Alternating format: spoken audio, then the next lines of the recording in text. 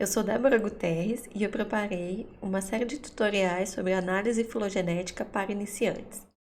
No primeiro tutorial, a gente vai aprender a preparar um dataset para análise. No próximo tutorial, nós vamos conhecer as principais ferramentas de alinhamento disponíveis e como alinhar as sequências usando esses softwares e web apps que são gratuitos. Em seguida, vamos aprender a gerar árvores e o passo a passo como transformar os alinhamentos em árvores utilizando o Cypress. E, finalmente, vamos aprender a editar as árvores utilizando os programas Figtree, TreeGraph e o Inkscape. O primeiro tutorial é como preparar o dataset para análise filogenética. Ao final do vídeo, você vai encontrar quais foram os programas que eu utilizei e onde você pode baixá-los. O primeiro passo para preparar um dataset para análise filogenética é fazer a revisão de literatura. A revisão de literatura é o passo mais importante de qualquer estudo. É nela que você vai aprender quais são os loci que são utilizados para análise filogenética, quais são os primers que são utilizados para aquele grupo que você pretende estudar e ter uma ideia de como está organizado o conhecimento de todo aquele grupo. Aqui eu já separei alguns artigos que a gente vai utilizar no nosso exemplo. É a partir deles que a gente vai começar a montar o nosso dataset. Então, na maioria dos artigos, as informações sobre as sequências vão vir organizadas na forma de uma tabela, ou se você não encontrar no próprio corpo do artigo, provavelmente você vai encontrar na forma de uma tabela suplementar, ou ainda como referência a um outro artigo anterior. Nesse caso, a gente tem aqui a tabela 1 e com duas regiões que foram utilizadas, o LSU e o ITS. A gente vai copiar esses números de acesso para um novo arquivo, que pode ser um bloco de notas, ou um editor de textos, ou mesmo uma planilha do Excel, que eu estou fazendo no Calc, você pode usar o Excel. Esse é o do primeiro estudo. E aqui embaixo eu vou copiar o do segundo artigo. É uma tabela um pouco maior, mas eu vou fazer a mesma coisa. É bem provável que haja números de acessos repetidos, porque são dois artigos diferentes, mas eles tratam do mesmo grupo. Então, eu vou organizar aqui pelo Calc em ordem alfabética. E eu vou usar um filtro para que ele elimine as duplicatas. Isso vai facilitar. Então, em Data, More Filters, Advanced, seleciono aqui a área, vem Opções, No Duplications. E ele vai eliminar as duplicatas. Então, esse aqui são os acessos que eu vou fazer o download no GenBank. Sempre procurar na database de nucleotídeos. E aí ele me deu um erro aqui, ó, ele não encontrou esses números de acessos aqui. Então eu vou voltar lá na minha lista e vou retirá-los da minha lista. O que pode ser esses erros? Deixa eu copiar aqui para. Pode ser que essas sequências elas tenham sido depositadas, mas elas ainda não tenham sido liberadas pelos autores. Então, elas não ficam disponíveis pra gente. Vamos ver se agora dá certo. Eu tirei da minha lista, vou tentar de novo. Pronto. Então, ele me retornou 51 sequências e eu vou fazer o download de um arquivo no formato FASTA, que é o formato mais simples de sequência e é suportado por todos os programas que fazem alinhamento. Vou criar um nome lógico para ele que me permita encontrar com facilidade. Então, Capnodiácea, que é o grupo que eu estou trabalhando aqui, dataset, LSU. Pronto. Vou fazer isso para cada uma das regiões, né, que tem nos artigos. O ITS e o SSU. Se a gente abrir esse arquivo num editor de texto, como o bloco de notas, a gente vai ver como é a estrutura do formato FASTA.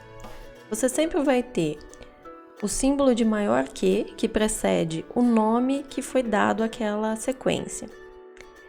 O primeiro código se refere ao accession number daquela sequência. Ele é seguido por um ponto e um numeral 1 ou 2. Esse numeral representa o controle de versão da sequência. Se ela for .1, significa que a sequência que foi originalmente depositada é a mesma, ela ainda está sendo recuperada. Se for 2, significa que quem depositou fez alguma alteração posterior. Em seguida, você tem o nome do organismo, a informação sobre o voucher, o código da cultura, strain ou isolado. Aqui a gente tem um voucher, né? O CBS significa a coleção em que esse organismo está depositado. Em seguida, a gente tem o código que indica qual é a região, no nosso caso é o LSU, né? Que também é chamado de 28S, e que é uma sequência parcial. Em seguida, a gente tem a sequência propriamente dita. Agora a gente vai abrir esse mesmo conjunto de sequências em um programa de alinhamento, para ver como elas ficam lá. Aqui eu abri aquele mesmo arquivo num programa chamado Alivio, tá? Que é um programa que faz alinhamento e também permite a edição das sequências.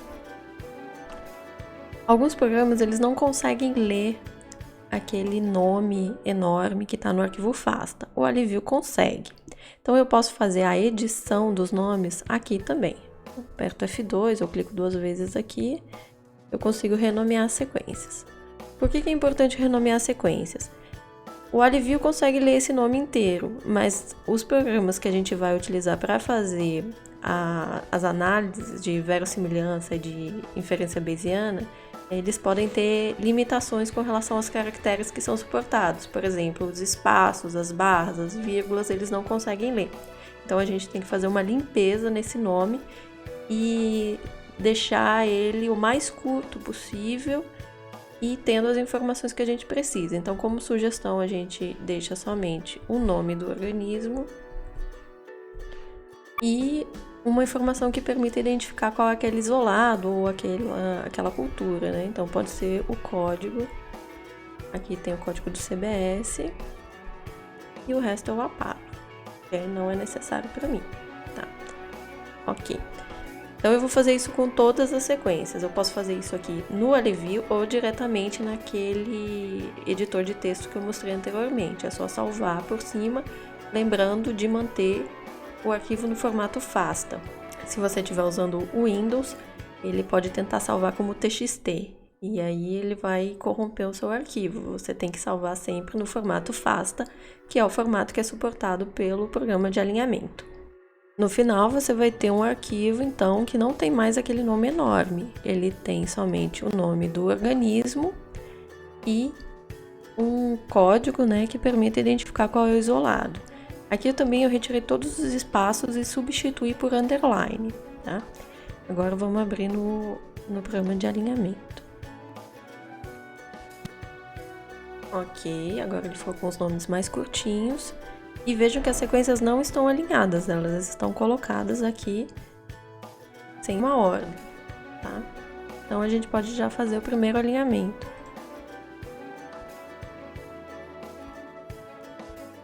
Pronto, aqui eu já tenho o primeiro alinhamento.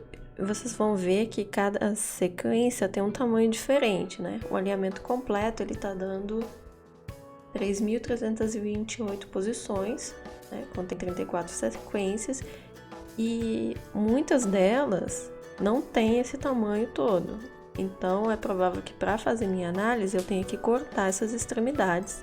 Quanto menor for o alinhamento, mais rápido é para gerar as análises. Então, a gente vai fazer esses cortes, né? Eu posso tirar pelo menos esse final aqui. Mas aí a gente vai ver isso depois na parte sobre alinhamento. Pronto, só vou salvar, ele ficou com 928 posições. E agora eu vou ter que salvar num formato que seja suportado pelos programas que vão fazer as outras análises. Então, se eu vou fazer uma análise de inferência bayesiana, utilizando o Mr. Bayes, eu vou salvar como formato Nexus. Pelo Alivio, eu tenho duas opções de formato Nexus. Essa primeira, que é uma geral, e essa em que aqueles caracteres que são ilegais, que não permitem prosseguir a análise utilizando o Mr. Bayes, eles são substituídos por underline. Então é esse aqui que eu vou escolher. Vou salvar aqui, ó. ele já me sugere a terminação nexus. Eu vou salvar como alinhamento 1, porque isso me permite ter um controle de versão do que eu estou fazendo. Para fazer análise de verossimilhança, eu não vou utilizar o formato Nexus, eu vou utilizar o formato Philip. Então, ele também dá duas opções aqui, eu vou escolher essa primeira e vou manter o mesmo nome, Ali1, que é para indicar que é o alinhamento 1. Por que eu faço controle de versão? Lembram que eu fiz um corte nesse alinhamento? O alinhamento original tinha 3.228 posições e aí eu cortei.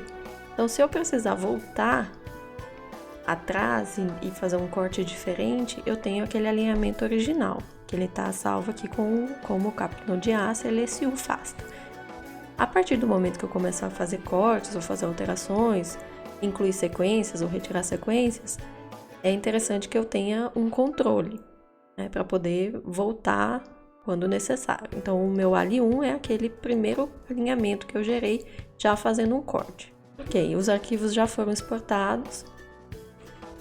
Se o grupo que você está estudando só usa uma região, o trabalho de montar o dataset meio que para por aqui, mas não é o nosso caso. A gente precisa fazer das duas regiões, do LSU e do ITS. A gente fez do LSU até agora. Então, eu vou fazer a mesma coisa com aquelas sequências do ITS. Volto aqui no artigo, seleciono, copio, busco por elas no GenBank, faço o download e vou fazer a mesma coisa. Ao final do processo, você vai ter então o seu pequeno dataset construído. Então, você vai ter arquivos com as sequências de LSU e arquivos com as sequências de ITS para serem usadas na análise filogenética.